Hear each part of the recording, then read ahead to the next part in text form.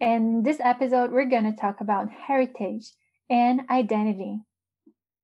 Yeah, that's right. We're going to talk about a very interesting test that you took that could identify where your DNA came from, which countries probably your ancestors came from. And I think it's not accurate, of course, 100% accurate, because it's based on a database. So as more people take the test, more data it gets and more precise the results are going to be. So it keeps changing. But I think it's interesting because many people, they are interested about where their ancestors came from, and also maybe it can shape the way they perceive themselves and their sense of identity, right? Knowing that their ancestors, maybe they didn't come from the country you were born. I mean, in our case, it's obvious because we knew, like our grandparents, they migrated, but some people, they don't know about it, and they think it's really fun and interesting to know, and sometimes a little bit controversial if they had any situation of like war or, um,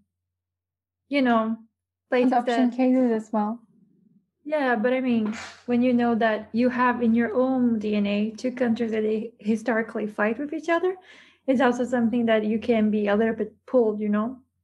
So, yeah, let's dive deep into that. Can you first share with us your results and talk a little bit about the test itself? So it is an American company called MyHeritage. Actually, in the beginning, they were just a company that helped people to find their ancestors through like files and documents.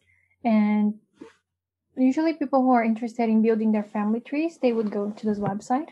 But then they developed this system for DNA tests, and it's based on, as the more people use it, the better the results, because it gets more accurate. I think that's why some people complain that it's not that good for Asian people, because they don't have a database that big here in Asia.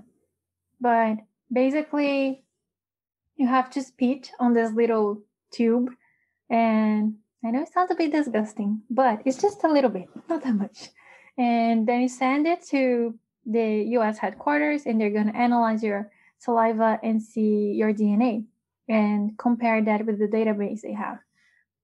So it takes it's not that fast. It took me almost a month to get the results, but yeah, it was quite interesting and surprising at the same time. So my results, I was expecting at least Italian, Portuguese, and Japanese, because that's what we know. But didn't appear anything Portuguese. Weird enough. And the biggest one was Italy. So I am 41.6% Italian.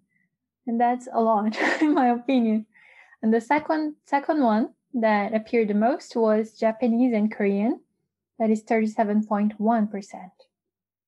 After that was North and West European, 8%.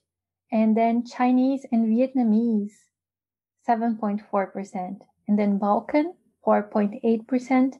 And last but not least, Mesoamerican and Indian, 1.1%. And this part, the Mesoamerican, was like, what?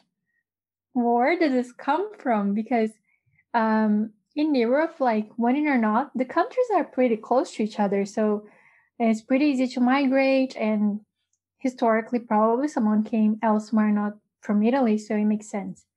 And Japan as well. It's pretty close to Korea, pretty close to China. But the Mesoamerican, I was like, ooh, I wonder who in the family. So I have a little theory about that, because as far as we know, the parents of our grandparents, they came to Brazil from Europe. And since they live in a very not really populated area there, I don't think they had contact with many people that were not living in Europe at that time. I was in Portugal. In Italy, we're not sure, because it was close to Venice. And Venice was pretty populated.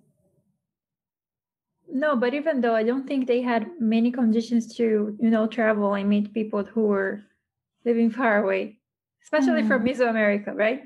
So yeah. I think my idea, I'm not sure, maybe during colonization, my little theory. During colonization, some people, they got together with indigenous people, or Spanish or Portuguese, because both of them colonized America.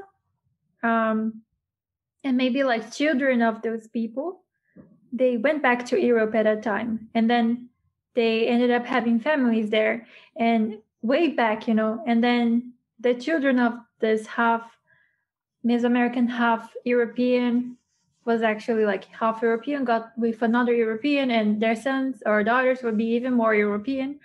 And then by the time they got to our family, probably they didn't even know there was a mix over there, Right? I think that's the most like decent idea that I had about this Mesoamerican part of our family, because yeah, we know everyone who went to Brazil, basically.